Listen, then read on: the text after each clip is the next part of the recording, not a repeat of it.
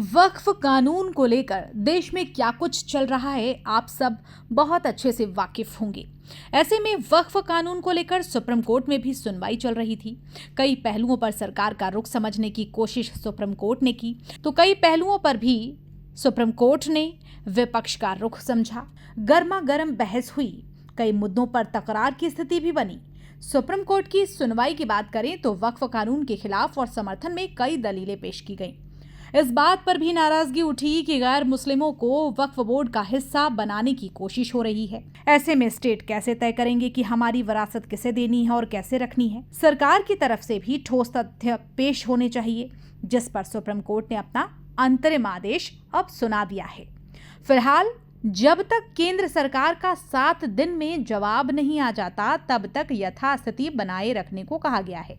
लेकिन इससे पहले सुनवाई के दौरान दोनों ही पक्षों के बीच सामने कई मौकों पर सवाल रखे गए थे और सवाल ये थे कि वक्फ कानून को लेकर आखिर आपत्ति क्या है, क्योंकि विरोध का सबसे बड़ा आधार ये है कि मुस्लिम संगठनों को लग रहा है इस नए कानून की वजह से सरकारी हस्तक्षेप बढ़ जाएगा।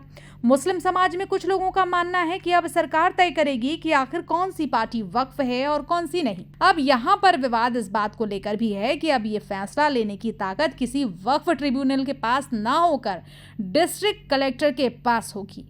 ऐसे में अब सुप्रीम कोर्ट ने साफ कर दिया है और अपना अंतरिम आदेश सुनाकर ये तय कर दिया है कि अब क्या आगे स्थिति रहने वाली है। तो चलिए आपको बता देते हैं कि वक्फ कानून को लेकर, वक्फ संशोधन कानून को लेकर सुप्रीम कोर्ट ने क्या कहा है। सुप्रीम कोर्ट ने सबसे पहले सरकार को, केंद्र सरकार से ये कहा है कि वो अपना जवाब 7 दिन के भीतर सुप्रीम कोर्ट को बताएं। सरकार के जवाब तक जो यथास्थिति वक्फ संपत्तियों की होगी उसमें कोई बदलाव नहीं होगा।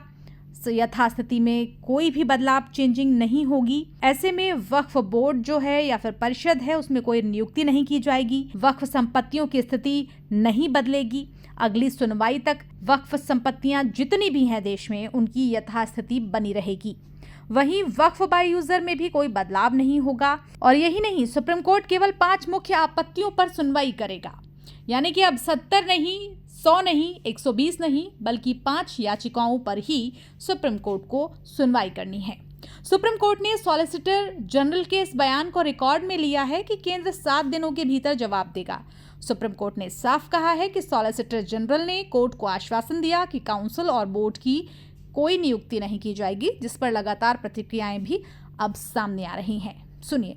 तो आज माननीय उच्चतम न्यायालय का जो अंतरिम राहत का आदेश है उस पर मैं माननीय उच्चतम न्यायालय का शुक्रिया भी अदा करता हूं और राहत की सांस भी लेता हूं कि वक्फ कानूनों में जो संविधान विरोधी संशोधन किए गए थे उस पर आज माननीय उच्चतम न्यायालय ने कई सारे बिंदु हैं जिस पर रोक लगाई है अगले आदेश तक।